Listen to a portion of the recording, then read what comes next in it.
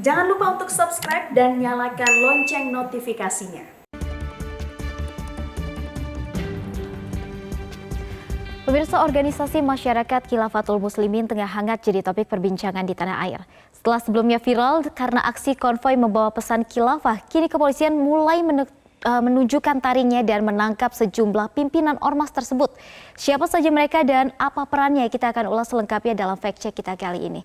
Satu demi satu pimpinan ormas Khilafatul Muslimin ditangkap dan ditetapkan sebagai tersangka oleh kepolisian.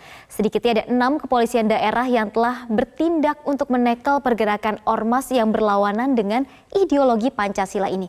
Di Polda Lampung ternyata sudah ada 5 tersangka yang ditetapkan karena kasus dari kelompok Khilafatul Muslimin ini. Kemudian di Polda Metro Jaya ada 6 tersangka. Di Polda Jabar ada 5 tersangka. Di Polda Jateng 6 tersangka. Kemudian di Polda Jatim ada 1 tersangka, sehingga total ada sekitar 23 tersangka yang sudah ditetapkan oleh kepolisian karena adanya pelanggaran pendirian dari organisasi masyarakat atau ormas. Nah, pergerakan Khilafatul Muslimin ini kini terjegal setelah Polda Metro Jaya menangkap Abdul Qadir Hasan Baraja di Bandar Lampung 7 Juni lalu. Ia diciduk setelah konvoi bermotor Khilafatul Muslimin di Cawang, Jakarta Timur ini viral di media sosial. Selain itu, polisi juga menangkap 3 pimpinan Khilafatul Muslimin lainnya di Brebes kala itu. Kita lihat siapa Abdul Qadir Hasan Baraja. Ia adalah amir dari Khilafatul Muslimin ataupun pimpinan tertinggi dari Khilafatul Muslimin. Ia adalah mantan komando jihad NII, kemudian terdakwa teror dari Warman di tahun 1979, serta terdakwa teror Borobudur di tahun 1985. Ia sempat mendekam di penjara hingga tahun 2000, kemudian membangun atau membuat organisasi Khilafatul Muslimin di tahun 1997. Kita lihat siapa lagi tersangka lainnya yang sudah ditetapkan menjadi tersangka adalah Ghazali Ibnu Taman. Ia adalah pemimpin Khilafatul Muslimin di Brebes. Kemudian ada Dasman bin Surjan dan juga ada Adha Sikumbang. Ini merupakan pimpinan di kawasan Brebes. Perannya apa? Ternyata perannya adalah membagikan brosur sistem khilafah saat konvoi yang dilakukan di kawasan Brebes, Jawa Tengah. Kemudian apa jeratan hukum yang diberikan kepada keempat tersangka ini, diantaranya adalah pasal 59 ayat 4 Jungto ayat 2 UU nomor 16 tahun 2017 tentang organisasi kemasyarakatan, serta ada pasal lainnya yaitu pasal 14 ayat 1 dan 2 atau pasal 15 tentang peraturan hukum pidana dengan ancaman hukuman minimal 20 tahun penjara. Nah, meski pernah mendengar, mungkin sebagian masyarakat masih asing dengan ormas Khilafatul Muslimin. Kami akan ulas singkat profil ormas ini. Dan berikut datanya adalah siapa sebenarnya Khilafatul Muslimin? Organisasi keagamaan Indonesia yang mengusung ideologi khilafah. Visi dan misinya adalah memakmurkan bumi dan menyejahterakan umat demi tercapainya keadilan Islam bagi seluruh makhluk Allah Subhanahu wa taala. Lalu berdiri di tanggal 18 Juli 1997, anggotanya ternyata cukup banyak, yaitu 10.000 sampai 14.000 orang anggota maupun juga simpatisan. Yang terakhir, kantornya berpusat di Bandar Lampung, tepatnya ada di Jalan WR Supratman, Bandar Lampung. Namun saat ini kantornya sudah disegel oleh kepolisian. Layaknya negara, ternyata Khilafatul Muslimin juga memiliki struktur organisasi. Pertama adalah Majelis Kekhalifahan Islam atau pengurus pusat. Kita lihat bagaimana struktur organisasi dari Khilafatul Muslimin di infografis berikut ini. Adalah Majelis Kekhalifahan Islam, kemudian dipimpin oleh Amir, yaitu adalah badan dari pusatnya. Kemudian ada yang namanya Daulah di sini. Daulah adalah salah satu yang bisa kita sebut seperti provinsi atau pemerintahan daerahnya, membawahi 7 sampai 8 wilayah setingkat provinsi. Kita kenal lagi kemudian namanya wilayah. Ini membawahi 3 umul quro atau setara kota kabupaten. Nah, kemudian yang keempat adalah umul quro. Di sini adalah membawahi 3 kemaksulan, di mana kemaksulan ini membawahi 40 anggota. Nah, kemaksulan sendiri ini ternyata bagian dari anggota yang berisikan minimal ada 40 orang di setiap daerah-daerahnya.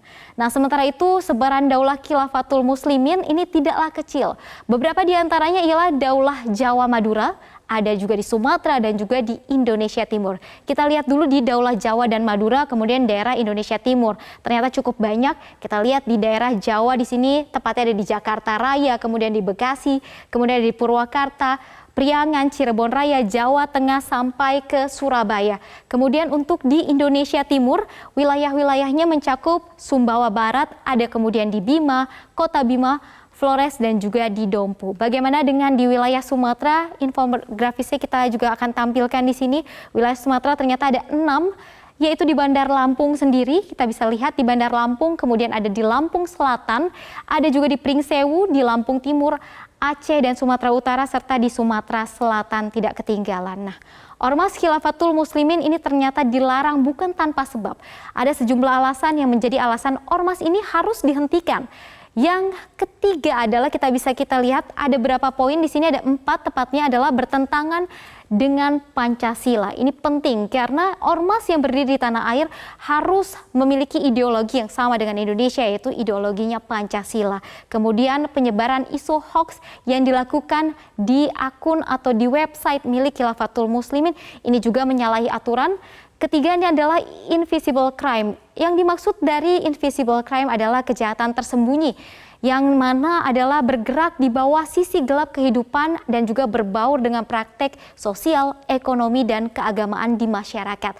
Terakhir adalah pendirian pondok pesantren tidak sesuai dengan UU nomor 18 tahun 2009 dan juga PMA nomor 30 karena sekali lagi bertentangan dengan ideologi Pancasila. Lalu sebenarnya pendanaan Ormas Khilafatul Muslimin ini ternyata cukup beragam. Mulai dari infak jemaah sebesar Rp1.000 setiap harinya. Kemudian kita lihat juga ada dari sedekah, ada dari amal jama'i dan juga sumbangan jemaah dari negara lain. Sumbangan jemaah dari negara lain ini ternyata cukup beragam, banyak. Ada dari Amerika Serikat, kemudian ada dari wilayah tetangga seperti Malaysia, Singapura dan beberapa wilayah lainnya atau negara lainnya di sekitar Indonesia. Temuan Polri kemarin saat melakukan penangkapan, ternyata di Lampung ada temuan uang sebesar Rp2,3 miliar yang masih belum digunakan oleh kelompok ini atau kelompok Khilafatul Muslimin. Dan yang terakhir dari temuan PPATK, ternyata 21 rekening organisasi ini telah dibekukan dengan nilai uang yang tidak sedikit. Karena tadi sekali lagi pengumpulan dananya dari infak jamaah saja adalah 1.000 sehari, kemudian juga ada iuran lengkapnya yaitu seperti 10-30% dari gaji mereka harus disisihkan untuk kepentingan organisasi. Sehingga dana yang dikumpulkan tidaklah sedikit karena tadi kita tahu ada sekitar 14.000 simpatisan yang tergabung dalam Khilafatul Muslimin. Nah, Badan Nasional Penanggulangan Terorisme atau BNPT menyebut Ormas Khilafatul Muslimin sangat berbahaya apabila dibiarkan. Mengingat kaderisasi dan ideologi ormas ini bukanlah Pancasila, melainkan khilafah yang tentu bertentangan dengan Indonesia. Jangan biarkan ormas khilafah ini hadir dan merusak kebinekaan, karena bangsa kita besar dan menghargai keberagaman. Untuk sementara saya kembalikan ke Reno. Baik, semoga ini menjadi perhatian dari masyarakat luas Indonesia. Terima kasih rekan Livia Ramadanti untuk ulasan Anda.